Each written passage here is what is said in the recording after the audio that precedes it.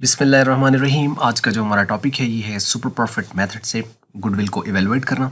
तो आइए हम इसको स्टार्ट करते हैं। सबसे पहले हम यहाँ पर ये देख लेंगे कि इनफैक्ट के सुपर प्रॉफिट मेथड है क्या और इसमें सुपर प्रॉफिट क्या होता है। एवरेज प्रॉफिट के ऊपर हम पहले बात कर चुके हैं। नॉर्मल प्रॉफिट क्या होता है, नॉर्मल प्रॉफिट को किस तरीके से कैलकुलेट करते हैं।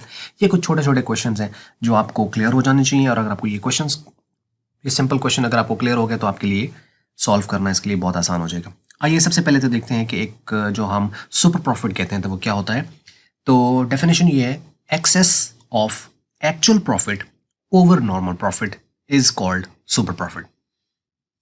कि जो एक्चुअल प्रॉफिट होता है वो नॉर्मल प्रॉफिट से जितना ज़्यादा होगा, जितना वो एक्सेस होगा, जितना वो ज़्यादा होगा, उतना वो जो डिफरेंस निकलेगा उसे सुपर प्रॉफिट कहा जाता है। फॉर एग्जाम्पल कि अगर आपके पास एक्चुअल प्रॉफिट है फॉर एग्जाम्पल 500, जबकि नॉर्मल प्रॉफिट जो बिजनेस को होता है वो 300 होता है, तो 500 में से 300 आप माइनस करेंगे तो पीछे जो 200 है वो आपका सुपर प्रॉफिट कहलाएगा। तो super profit is the excess of actual profit over normal profit. यानी नॉर्मल प्रॉफिट से जितना आप ऊपर जाएंगे, नॉर्मल प्रॉफिट आपका जो भी सेट हुआ है, और हर बिजनेस का नॉर्मल प्रॉफिट अपना अपना होता है। बड़े बिजनेस का नॉर्मल प्रॉफिट ज़्यादा होता है, छोटे बिजनेस का नॉर्मल प्रॉफिट ज़रा कम होता है। तो नॉर्मल प्रॉफिट से जितना वो ऊपर जाएंगे, जितना उस पॉइंट से ऊपर मूव करेंगे, वो वाला जो उनका प्रॉफिट होगा वो कहलाएगा सुपर प्रॉफिट, नॉर्मल प्रॉफिट से ऊपर। तो in formula form we can calculate the super profit as follows. ये हमारे पास एक फॉर्मूला है कि super profit is equal to average profit minus normal profit. तो एवरेज प्रॉफिट को ही एक्चुअल प्रॉफिट कंसिडर किया जाता है। अब जबकि एवरेज प्रॉफिट क्या होता है, वो जितने प्रॉफिट्स एक फर्म को हुए हैं उन सारों का एवरेज लिया गया है। जो कि पिछली अगर आपने वीडियो देखी है एवरेज प्रॉफिट मेथड से गुडविल को कैलकुलेट करने का तरीका, तो आपको पता होगा कि एवरेज प्रॉफिट क्या होता है। यानी अगर 5 साल है तो 5 साल के प्रॉफिट्स को ऐड करके 5 पे डिवाइड कर देंगे तो क्या एवरेज प्रॉफिट आ जाएगा। और जो एवरेज प्रॉफिट होता है उसी को हम एक्चुअल प्रॉफिट कंसिडर करते हैं। तो ये जहन में रहे कि जो एवरेज प्रॉफिट होगा वही हमारा एक्चुअल प्रॉफिट है, क्योंकि एक्चुअल में प्रॉफिट वही हो रहे हैं। लेकिन हम उसको चूंकि एक प्रॉफिट चाहिए तो हम उन सारे प्रॉफिट्स की एवरेज ले लेंगे, तो वो जो एवरेज आएगा वो हमारा एक्चुअल प्रॉफिट ही होगा, क्योंकि वो प्रॉफिट्स वाकई हुए हैं। जबकि नॉर्मल प्रॉफिट एक्सपेक्टेशंस होती है, ये अभी हुआ नहीं है, ये एक्सपेक्ट किया जाता है कि अगर एक नई फर्म एस्टेब्लिश हो जाए यहाँ पर तो ये प्रॉफिट वो जनरेट करेगी, तो वो होता है नॉर्मल प्रॉफिट। ठीक है, तो average profit is considered the actual profit earn by the company. यानी जो एवरेज प्रॉफिट होगा वही एक्चुअल प्रॉफिट कंसिडर होगा। Normal profit is the expected profit of the new company. यानी जो नई कंपनी आई है उसका जो एक्सपेक्टेड प्रॉफिट है उसको नॉर्मल प्रॉफिट कहा जाता है। Normal profit is equal to capital employed multiply normal rate of return. तो नॉर्मल प्रॉफिट कैलकुलेट किस तरीके से करते हैं, जो कैपिटल एम्प्लॉय हुआ है उसके ऊपर रेट ऑफ रिटर्न कितना है, यानी उसके ऊपर प्रॉफिट की रेशो कितनी है, उसके ऊपर प्रॉफिट का रेट कितना है, कितना एक्सपेक्ट किया जा सकता है, उसको आप अपने कैपिटल एम्प्लॉयड के साथ मल्टीप्लाई कर दें तो आपके पास नॉर्मल प्रॉफिट आ जाएगा। अच्छा, नॉर्मल प्रॉफिट की जब भी माइंड में आए तो आपके फॉरन माइंड में आ जाना चाहिए नॉर्मल प्रॉफिट न्यू कंपनी। ठीक है, यानी जो न्यू कंपनी के साथ इस्टेब्लिश है या नई फर्म के साथ इस्टेब्लिश है, कि नई फर्म आज अगर आके एक जगह बैठ के वही बिजनेस करे जो पहली एक फर्म ऑपरेट कर रही है, तो आज वो प्रॉफिट कितना जनरेट कर सकती है, कितना जनरेट कर सकती है प्रॉफिट। तो वो जो प्रॉफिट आप एक्सपेक्ट करते हो कि इतना तो ये कर ही लेंगे, इतना तो ये कर ही लेंगे, वो वाला कहलाएगा नॉर्मल प्रॉफिट। और जबकि एवरेज प्रॉफिट जो है वो एक्चुअल जो प्रॉफिट्स हुए हैं उनकी एवरेज है, और एवरेज प्रॉफिट को ही एक्चुअल प्रॉफिट कंसिडर किया जाता है। तो ये बात आपको, यानी जब एवरेज होगी तो वो एक्चुअल एवरेज एक्चुअल है या एक्चुअल एवरेज है। ठीक है, जबकि नॉर्मल न्यू प्रॉफिट, ठीक है, न्यू प्रॉफिट न्यू फर्म, तो नई कंपनी न्यू फर्म, उसका जो प्रॉफिट जो एक्सपेक्ट किया जाता है वो नॉर्मल प्रॉफिट होता है। तो ये न्यू से नॉर्मल और एक्चुअल से एवरेज, ये आपने इसको जहन में रख लेना है ताकि ये चीज़ आपको याद हो जाए।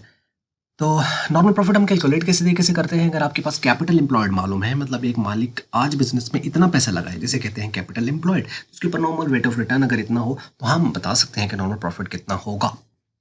ठीक है, तो ये इसका फॉर्मूला है नॉर्मल प्रॉफिट कैलकुलेट करने का। अगर आपको कैपिटल दे देता है, नॉर्मल रेट ऑफ रिटर्न दे देता है, तो आप नॉर्मल प्रॉफिट बता सकते हो। सिमिलरली जब हम गुडविल निकालेंगे तो सिंपल है, नंबर ऑफ ईयर परचेज को ही मल्टीप्लाई करना होता है जिस बेस पे आप कर रहे हो। अब जगह यहाँ पे सुपर प्रॉफिट की बेस पे है तो सुपर प्रॉफिट के साथ आपने नंबर ऑफ ईयर परचेज को मल्टीप्लाई कर देना है। एवरेज प्रॉफिट की बेस पर होता तो नंबर ऑफ ईयर परचेज को हम एवरेज प्रॉफिट के साथ मल्टीप्लाई कर देते हैं। So simple. तो यानी गुडविल निकालना तो कोई प्रॉब्लम नहीं है। देखिए गुडविल के दोनों मेथड्स आपके सामने हैं, एक है एवरेज प्रॉफिट मेथड, एक है सुपर प्रॉफिट मेथड। तो किस तरीके से निकालते हैं? अगर एवरेज प्रॉफिट पे बेस कर रहा है तो एवरेज प्रॉफिट को नंबर ऑफ ईयर परचेज के साथ मल्टीप्लाई कर दो। अगर सुपर प्रॉफिट की बेस पे है तो सुपर प्रॉफिट को नंबर ऑफ ईयर परचेज के साथ मल्टीप्लाई कर दो। तो इस तरीके से गुडविल आपके पास आ जाती है। तो ये तो क्वाइट सिंपल। तो ये होगी गुडविल। और बाकी आपको नॉर्मल प्रॉफिट भी पता चल गया, एवरेज प्रॉफिट, एक्चुअल प्रॉफिट वो भी पता चल गया। अब हम एग्जांपल से अंडरस्टैंड करते हैं इस क्वेश्चन को। आइए सॉल्व करते हैं इसको।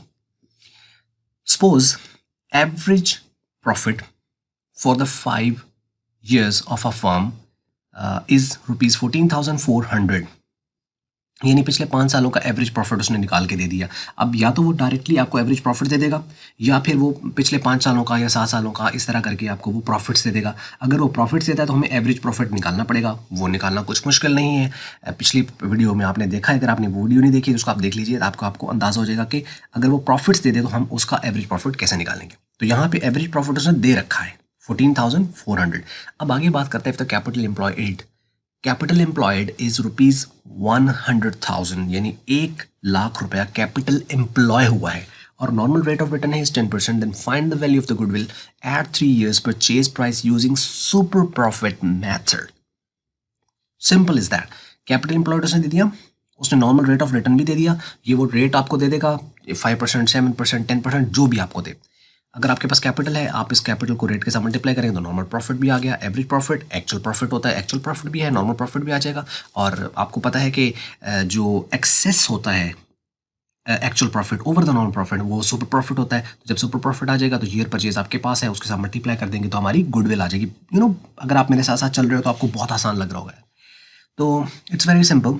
तो यही तरीकाकार से हमने इसको सॉल्व करना है। लो जी, सबसे पहले हम निकाल लेते हैं नॉर्मल प्रॉफिट। कैसे निकालते हैं? Capital employed multiply normal rate of return. So capital employed is 100,000 and normal rate of return is at 10%. So you have to put this value over here and you have to just simply calculate it. तो इसको कैसे करोगे आप? 1,00,000 है, इसको आप 10% को 10% का मतलब है 10/100।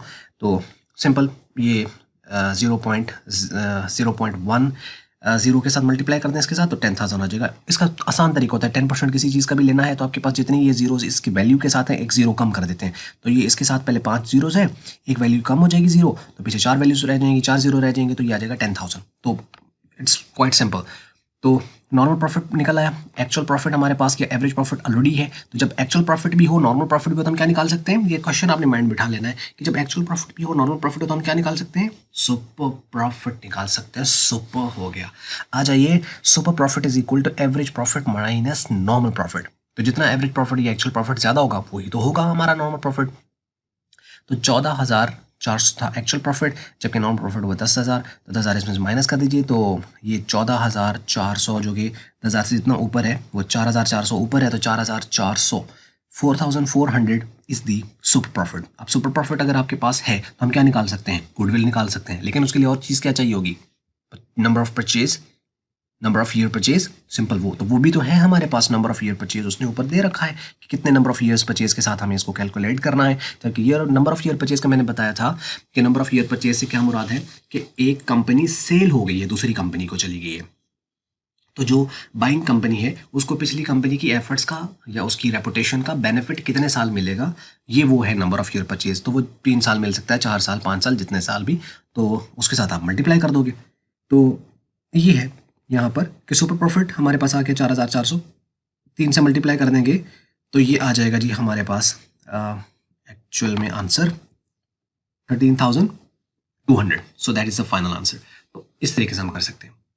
तो क्वेश्चन बहुत सिंपल रहेंगे, कोई मुश्किल नहीं है, कोई प्रॉब्लम नहीं है। फिर भी कहीं पे आता है तो कमेंट्स हैं, आप उसमें वहाँ पे हमें लिख सकते हो। आप हमें इंस्टा, फेसबुक के ऊपर आप हमें फॉलो कर सकते हो। कहीं पे भी आप जो है वो कोई प्रॉब्लम आ रही है तो आप हमें बताइए, ताकि साथ साथ उसको हम अपडेट करते चले जाएं। तो वीडियो अगर आपको अच्छी लगी इसको अप्लाई कर लो, शेयर कर लो दूसरों के साथ। अगर आपको अच्छी नहीं लगी इसका कर देना डिसलाइक, और वीडियो देखने का हमेशा की तरह बहुत बहुत शुक्रिया।